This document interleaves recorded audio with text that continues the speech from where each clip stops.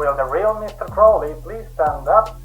Welcome, I am Francisco, and in this video we will explore the 4 magical personas of Aleister Crowley. This is the question asked by Ronald Hutton in his book Triumph of the Moon, and the fact is that Aleister Crowley spoke all 4 languages of paganism. Aleister Crowley was not a Christian. In fact, he was a bit of an anti-Christian. At one point in his life he even sent anti-Christmas cards. This despise for Christianity was likely a reaction against his own fanatical parents who belonged to the Plymouth Brethren, a puritanical sect. So we know that he was a pagan, but what kind of pagan? There are 4 historical interpretations of the term paganism according to Ronald Hutton, and in this video we will explore them and how they relate to the 4 magical personas of Aleister Crowley. Let's begin. The first interpretation of paganism is that of savagery. Right before the Enlightenment, pagan tribes and peoples were considered morally inferior. They were supposed to perform human sacrifices, engage in cannibalism, and inflict all kinds of suffering as part of their rituals. This idea of paganism as a religion of gloom and gore was used to paint Christianity as the religion of the civilized people of European cities, and it was preserved well into the 20th century. Aleister Crowley, like many pagans even today, was inspired by this idea of paganism as a dark and macabre thing. For example, in his book Moonchild, Crowley speaks of the fearful deities of man's dawn, when nature was supposed to be a personal power of cruelty, delighting in murder, rape, and pillage, and children were cast into the fire or thrown to bears and offered up in sacrifice on bloody altars. At times, Crowley called himself the Beast 666 and identified as Baphomet. His Book of Law, according to Ronald Hutton, is an almost precise reversal of the morality of the New Testament. However, he was not a Satanist in the strict sense of the word, because he rejected the cosmic view of good and bad upon which Christianity was built.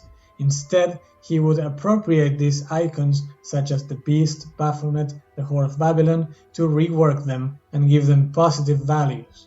I've also touched this subject in a different video where I discuss Gothic witches and other types of witches. But for the most part, Crowley did not participate in any kinds of ritual sacrifices.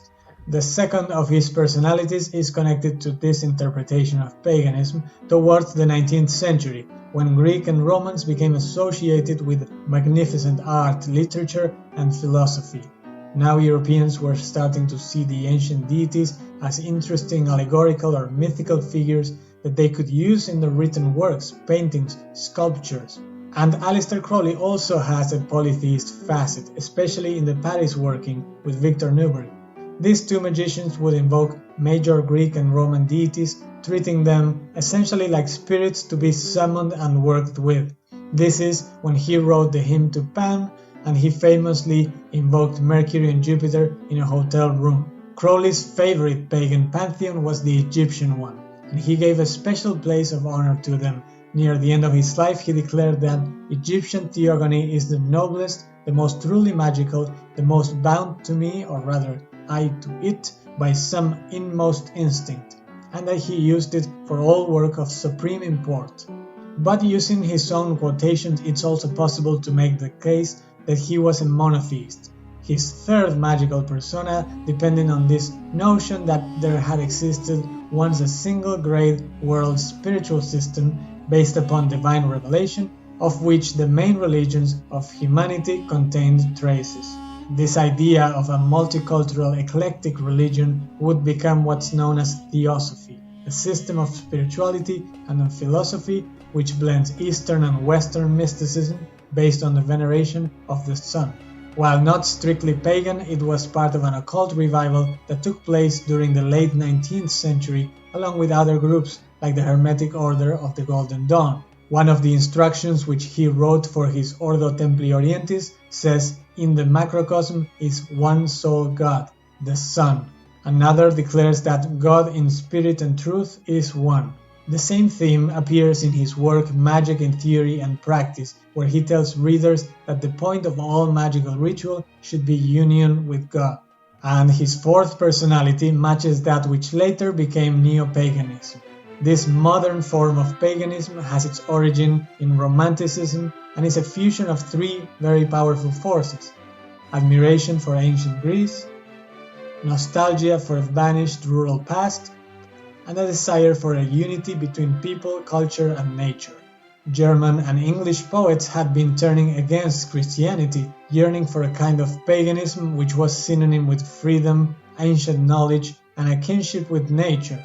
For example, Schiller wrote that the pagan ancient world was good compared to the faith of Christ.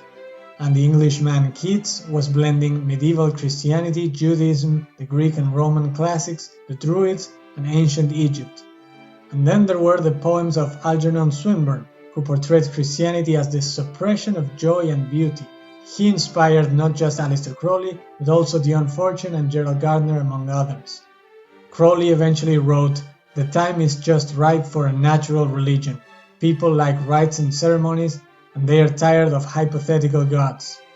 Insist on the real benefits of the Son, the Mother Force, the Father Force, and so on, and show that by celebrating these benefits, worthily the worshippers unite themselves more fully with the current of life. Let the religion be joy, but with a worthy and dignified sorrow in death itself, and treat death as an ordeal, an initiation."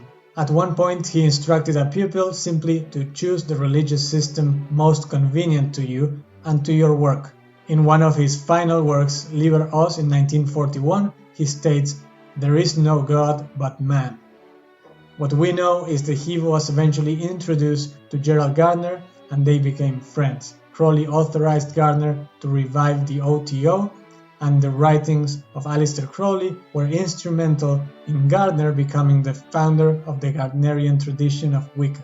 If you want to learn more about what Wicca is and what it is not, watch the next video that will appear on screen. I hope you liked the video and leave a thumbs up.